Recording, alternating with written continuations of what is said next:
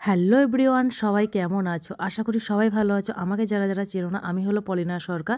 তো চলে আসলাম আবার একটি নতুন ব্লগ ভিডিও নিয়ে। অনেকদিন তোমাদের সাথে ব্লগ ভিডিও শেয়ার করা হয় না, এবার থেকে ভাবলাম তোমাদের সাথে ডেলি করে ব্লগ ভিডিও শেয়ার করব।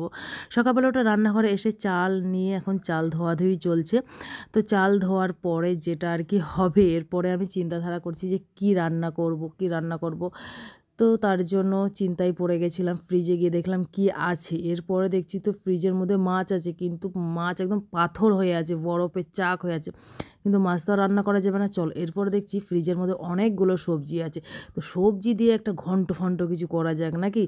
তো একটা হাত থেকে তো বেগুন পড়েই গেছে, তো হাত থেকে বেগুনটা বলছে আমি আর ভাজা হব না তেলের মধ্যে। তো যাই হোক, বেগুনটা আমি আর ভাজবও না। এরপরে আমি অনেক রকমের সবজি কিন্তু বের করে নিলাম। তার আগে সবাইকে বলি কেমন আছে সবাই, কিন্তু অবশ্যই কমেন্টে জানাতে কিন্তু ভুলবে না। আর আমার ডেলিকারের ব্লগ কেমন লাগছে অবশ্যই কিন্তু কমেন্টে জানাবে। এদিকে আমি উচ্ছে কেটে নিয়েছি, এদিকে লাউ কেটে নিয়েছি, এদিকে বরবটি আলু কিন্তু কেটে নিয়েছি। এরপর আমি বরবটি আলু ভাজা করব, উচ্ছে ভাজা করব, আর লাউ দিয়ে কিন্তু ডাল করব। কে কে লাউ দিয়ে ডাল খেতে ভালোবাসো অবশ্যই কমেন্টে জানাও।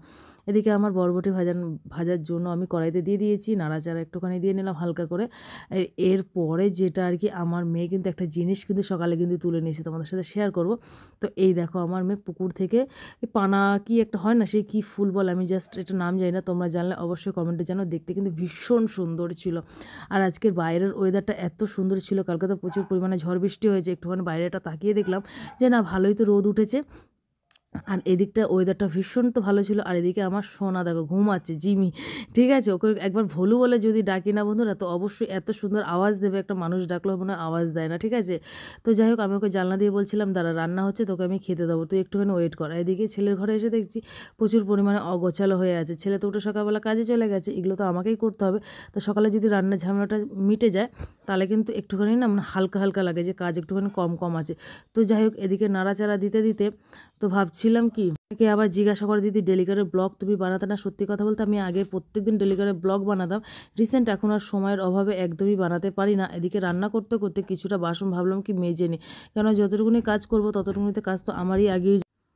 আর এরপরে হলো মেয়ে কিন্তু স্কুলে যাবে, ওর লেট হয়ে যাচ্ছে। এরপরে আমি ওর বেড়ে খাবার দাবার কিন্তু মাখিয়ে কিন্তু আমাকে রাখতেই হবে, কারণ ও চলে গেছে স্নানে। এদিকে আমার বরবটি ভাজাও কিন্তু অর্ধেকটা প্রায় হয়েই গেছে।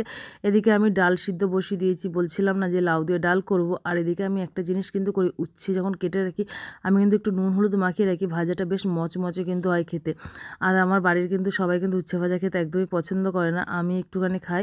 আমার ছেলেও খেতে চায় না, আমার মেয়েও খেতে চায় না। এদিকে কিন্তু দেখো আম এনে দিয়েছিল আমার মা কিছুদিন আগে, তো আমগুলো রান্না তো একদমই হয়নি, তো আমগুলো একদম শুকিয়ে গেছিলো, তো ভাবলাম একটু চাটনি করে নিই।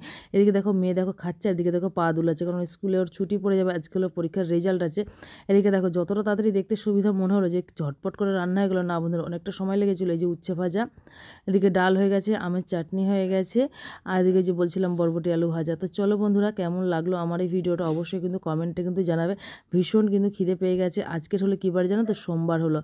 তো সোমবারের এই হলো রেসিপি। দুপুরবেলা আবার কি রান্না হয় চলো দেখা যাক। টাটা বাই বাই, ভালো থেকো সুস্থ থেকো, আবারও কালকে নতুন একটি ব্লগ নিয়ে তোমাদের সাথে হাজির হব। আর এদিকে দেখো ভাত মেয়ে কিন্তু মাখিয়ে রেখে চলে গেছিলো, ওই ভাতটাই আমি কিন্তু খেয়ে নেবো।